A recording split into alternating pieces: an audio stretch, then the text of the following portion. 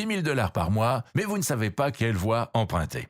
Beaucoup choisissent la voie traditionnelle. Ils vont à l'école, étudient dur pour leur examen, obtiennent de bonnes notes, vont à l'université puis trouvent un emploi de 9h à 17h.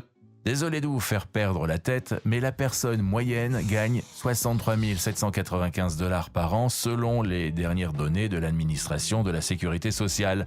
Cela représente 5 316 $ par mois, ce qui est loin d'être votre objectif de 10 000 $ par mois. Pire encore, ces données incluent des personnes qui sont dans le circuit depuis longtemps. Si vous débutez dans la vingtaine, vous gagnerez probablement moins de 5 000 $ par mois si vous vous en tenez à ce chemin traditionnel. Mais disons que vous touchez le jackpot et que vous décrochez un emploi de 9h à 17h payé 10 000 $ par mois. Peut-être deviendrez-vous un médecin ou un avocat de renom. Ça a l'air génial, non? Assez vite. En échange de ce salaire, vous perdriez votre temps et votre liberté. C'est la voie que mes parents attendaient de moi. Ils pensaient que c'était le seul moyen d'avoir un avenir sûr. Peut-être que certains d'entre vous sont en train de ressentir la même pression et que leurs parents attendent la même chose d'eux. Cependant, au fond de vous, vous pensez qu'il doit y avoir un moyen plus rapide de gagner plus de 10 000 $ par mois avec plus de liberté, et c'est exactement là que la nouvelle voie entre en jeu. N'ayez pas peur. Je sais que ça semble mener à une sorte de discours de vente, mais je ne vais pas essayer de vous vendre quoi que ce soit, promis. Vous pouvez suivre cette voie gratuitement, et la manière dont vous vous y prenez dépendra de vous. De nombreuses personnes qui ont réussi, comme Steve Bartlett, Joe Fazer, Ali Abdaal, ont déjà emprunté cette voie, mais elles n'en parlent pas vraiment. L'âge n'a pas d'importance non plus, car vous pouvez passer à cette nouvelle voie, peu importe où vous vous trouvez actuellement. Cependant,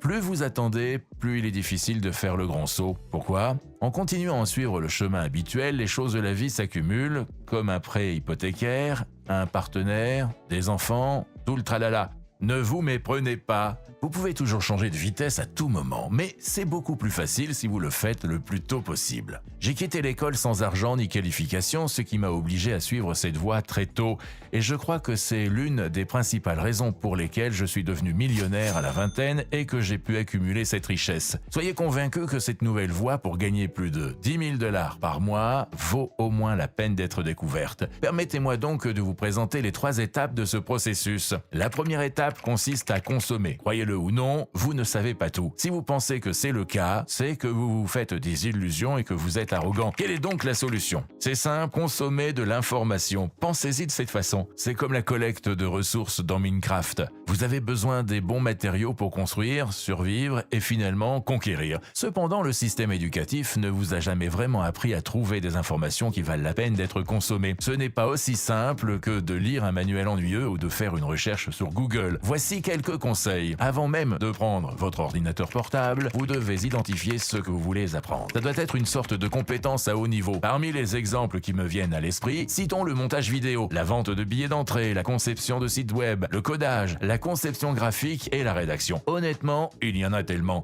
Choisissez simplement un domaine pour lequel vous pensez avoir un don naturel. Il est toujours plus facile de perfectionner une force que de développer une faiblesse. Une fois que vous aurez réduit votre champ d'action, vous vous concentrerez sur ce domaine. Il vous faut maintenant du temps pour rechercher des sources crédibles. Je sais que je suis biaisé, mais je pense que le meilleur endroit pour le faire est YouTube. Trouvez des experts dignes de confiance qui ont un large public. Regardez leurs vidéos et notez leurs points clés.